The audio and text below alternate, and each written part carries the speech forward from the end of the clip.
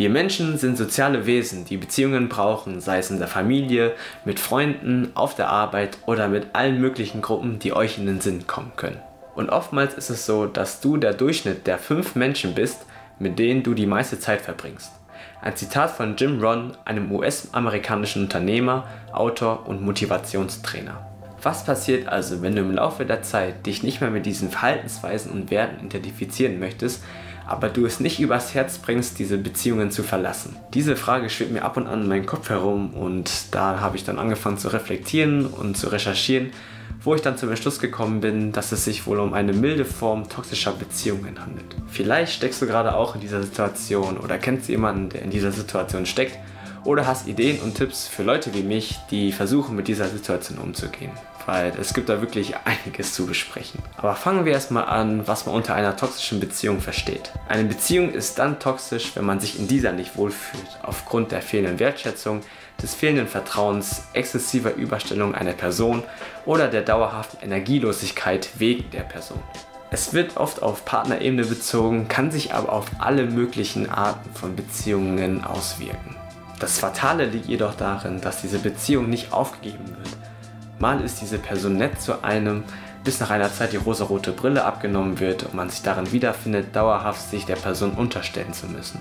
Mal ist man mit der Person schon seit Ewigkeiten befreundet und versteht sich auch ganz gut, wobei man sich innerlich nach was anderem, nach mehr Tiefe sehnt und es nicht erzwingen will.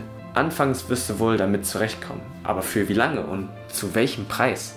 Ist es dir wirklich wert, dich in Negativität zu verkriechen, die Welt mit emotionslosen, energielosen Augen zu sehen und auf derselben Stelle stehen zu bleiben, wo dieses Loch dieser Negativität immer und immer tiefer wird?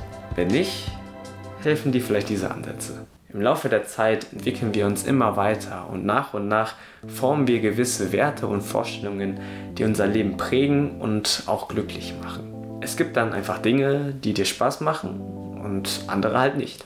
Würdest du dann die für dich spaßigen Dinge dann unterdrücken müssen, nur um einer Clique anzugehören oder eine bestimmte Beziehung aufrechtzuerhalten, wärst du bestimmt unglücklich und mental niedergeschlagen, oder? Darum finde ich das so wichtig, sich im Klaren zu sein, was man will und für was man steht. Dass man hinter den eigenen Bedürfnissen und Wünschen dann stehen kann, statt sich der anderen Person zu beugen. Ist dir das bewusst? Gut.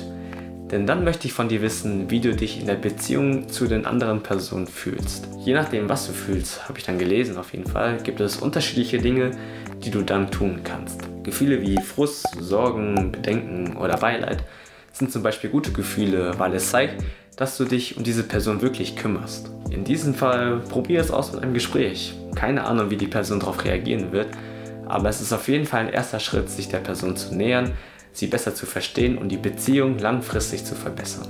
Jetzt spürst du statt Frust aber Groll, Ärger, Wut und hast einfach keine Lust, dich mit der Person auseinanderzusetzen. Was dann?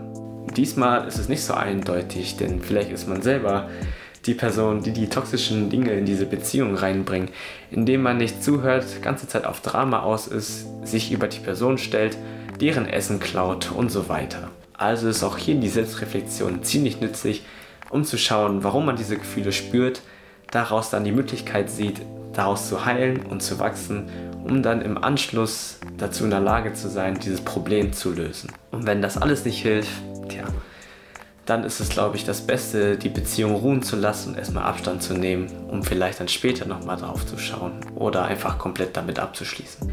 So ist es nun manchmal im Leben, ne? So oder so ähnlich ist das mit den milden toxischen Beziehungen, worüber ich mir den Kopf zerbreche und versuche irgendwie daraus zu handeln. Ich selber merke einfach, dass ich aus der Kindheit und Schulzeit einfach in eine gewisse Rolle reingefallen bin, und zwar der des Typen mit dem Migrationshintergrund, mit dem ich auch anfangs eigentlich gar keine Probleme mit hatte. Ich habe es sogar teilweise genossen, so Aufmerksamkeit zu kriegen und so in gewisser Maß in diesen Gruppen dann dazu zu gehören. Es ist dann nur schade, im Nachhinein nochmal darüber nachdenken zu müssen, ob man für das gemocht wird, was man für die Person ist, oder wer man als Persönlichkeit für diese Person ist.